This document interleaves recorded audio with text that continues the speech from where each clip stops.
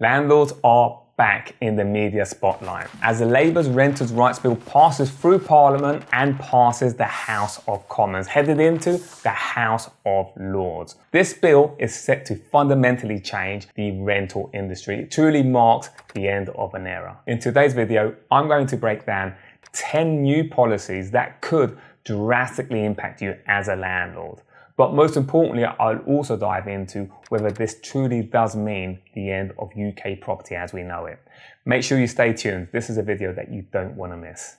To understand a little bit how we arrived here with the Renters' Rights Bill, let's rewind a little bit back to the Conservative Party's government. Now, they had introduced their version of the Renters' Reform Bill, and it was introduced as one of the biggest legislative efforts for the private rental sector for both landlords and tenants in over 30 years. The bill was first proposed in May 2023 as it made a steady progress through Parliament. However, it did have its last appearance in the House of Commons in April 2024 as it reached its last stages. The Renters' Reform Bill was set to completely transform the private rental sector, but it did fail because, of course, the Conservatives didn't win the election. Fast forward to today, under the Labour government, this effort has been revived and expanded. Rebranded as the Renters' Rights Bill, Labour government has promised and the intent to go even further with these reforms.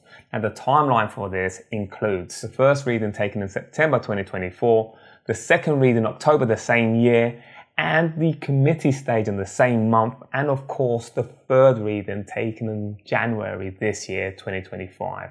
Now, this aggressive timeline really does show Labour's commitment to making sure that these rental reforms do happen and happen quickly.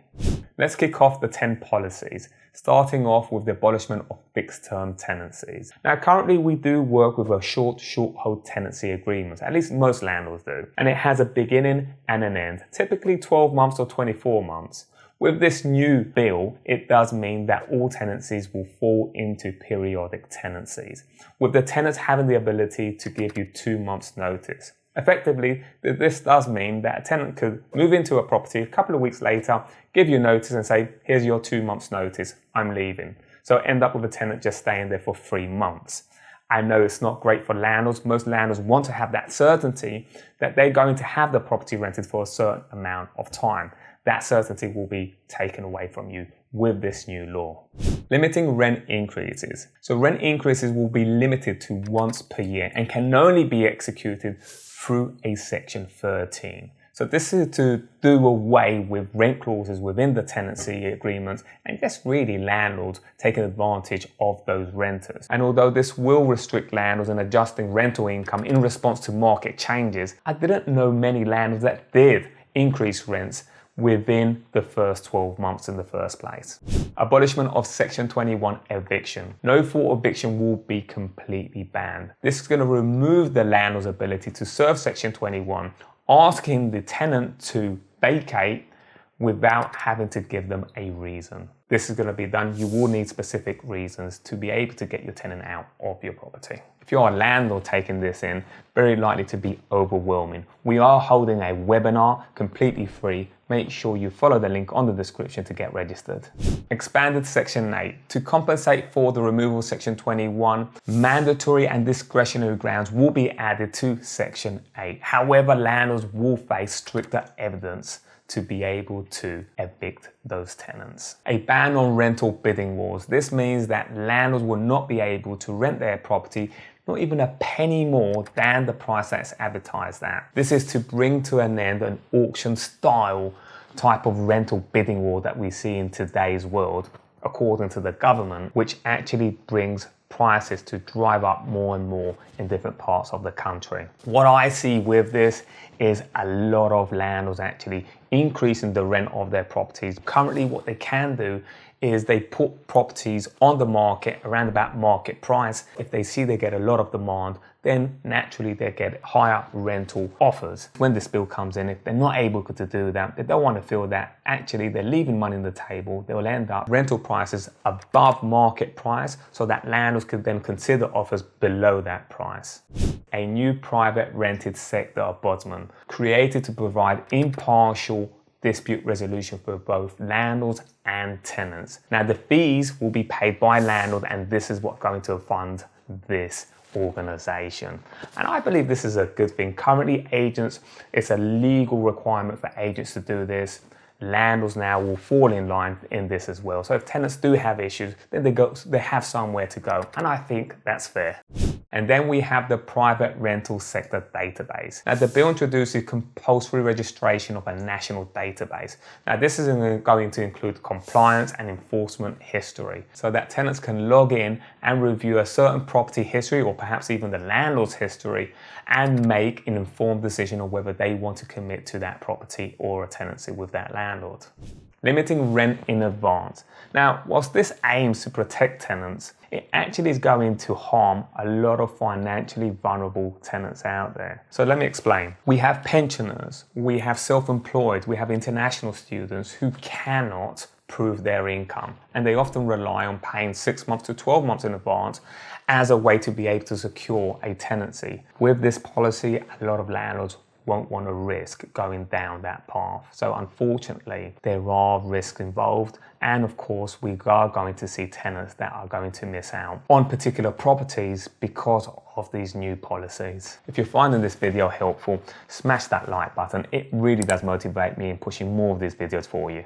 And whilst we are on the topic of students, let's talk about eviction grounds for student tenancy. Ground 4A now applies only to HMOs if the tenancy is signed within 6 months of the start date. The change could disrupt the academic rental cycle, as many students' tenancies are signed up to a year in advance.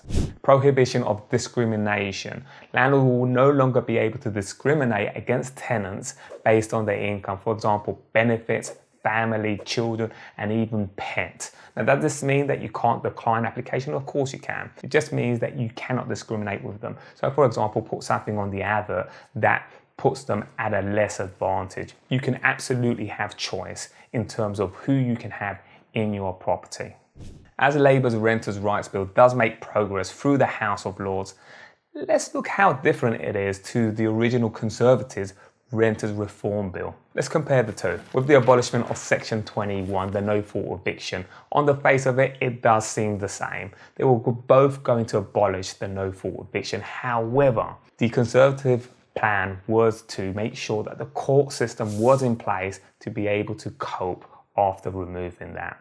Now, this is a key issue for a lot of landlords because they believe, or experience at least, that the court system is not up to date. So looking from the abolishment of Section 21 all the way to prohibit discrimination, we can see it's pretty much the same. Where they're different is in these areas. The Renters Reform Bill did not include the introduction of Landlord Ombudsman, a ban on rental bidding wars, the creation of PRS database, and the strengthening of enforcement of non-compliance. So when will the bill become law? Well, part of the Renters' Rights Bill, including Section 21, the no-fault eviction, is very likely to be implemented around about spring 2025, with other parts of the Renters' Rights Bill taking place later on, depending on amendments and of course any lobbying efforts. But timelines for the House of Lords, at least, second reading to be taking place in February this year, 2025, and royal assessment likely to be middle of this year. And the next big question is, will the Renters' Rights Bill kill buy-to-let in England? And from what I've seen from landlords who I've been speaking day to day, is likely no. However, there are things that you need to be aware of. Let's break this down and dissect this in terms of the biggest concerns within this bill. So number one, it is going to be the abolishment of Section 21, the no-fault eviction. This concern is going to be the biggest with landlords who own properties in less desirable areas. And I am seeing a lot of landlords exiting that type of market. They're going to be much more vulnerable and don't want it. Landlords who have properties in good areas, they're absolutely fine. I've seen landlords who have properties in good areas have never served Section 21. It's not even an issue for them. So number two is going to be the limiting of rent. Again, not worried at all. Most landlords who I know, they're not increasing rent every 6 months or every 3 months. They look, review and increase, if necessary, every 12 months or more. not a problem. The other issue is, of course, the fixed term tenancies coming to an end and being abolished periodic. Well, if we know anything from right now, is that most tenants across the country are staying an average of 4 years. There's certainly not many tenant turnover right now. So again, it depends on what part of the country you are. That's not something I'm worried about. Most tenants do stay put for a very long time, especially after 2020. With all this taken into consideration, I don't believe there is much to be concerned about. However, you do need to be prepared and be compliant, because there is a lot of legislation to keep on top of, and that means you need to speak to a property professional to make sure that you are being compliant. If you need a recommendation from an agent across the country, we can certainly guide you in the right direction. Just make sure you fill in the form on the description on the link. Thank you.